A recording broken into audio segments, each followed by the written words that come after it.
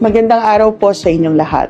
Today, we proudly celebrate the 30th National Migrant Workers Day, a meaningful occasion to honor the invaluable contribution of our overseas Filipino workers.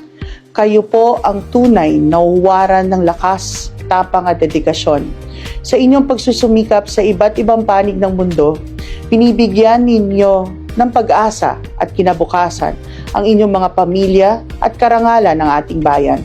Under the leadership of President Ferdinand Bongbong Marcos Jr., we remain steadfast in our commitment to uplift and empower our modern-day heroes. Ngayon sa ilalim ng bagong Pilipinas, mas pinalalim natin ang kahulugan ng serbisyong may puso. Di lamang mabilis, kung hindi ramdam, makatao, at mula sa puso. Ang OFW ay hindi lamang manggagawa. Sila ay ama, ina, anak, kapatid at kababayan.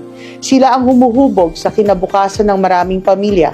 Sila ang nagpapalakas sa ating ekonomiya.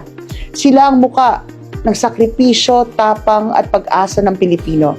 At OWA, we continue to innovate our programs and services to ensure that our response to your needs is reliable, efficient, and fast wherever you may be in the world.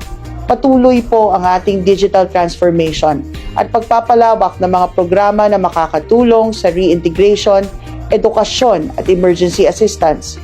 Ginagawa natin ito upang mas mapalapit ang serbisyo ng pamahalaan sa bawat OFW at kanilang pamilya. We recognize that behind every remittance is a story of love and sacrifice.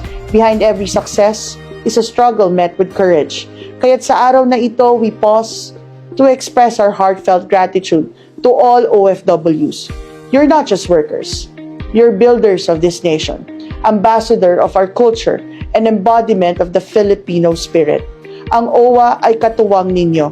Tinitiyak namin na sa bawat hakbang, may kasangga kayong handang umalalay. Maligayang Migrant Workers Day po sa inyong lahat. Ang araw na ito ay para sa inyo. Kayo ang inspirasyon ng aming bawat pagkilos. Mabuhay ang ating mga OFWs, mabuhay ang bagong Pilipinas.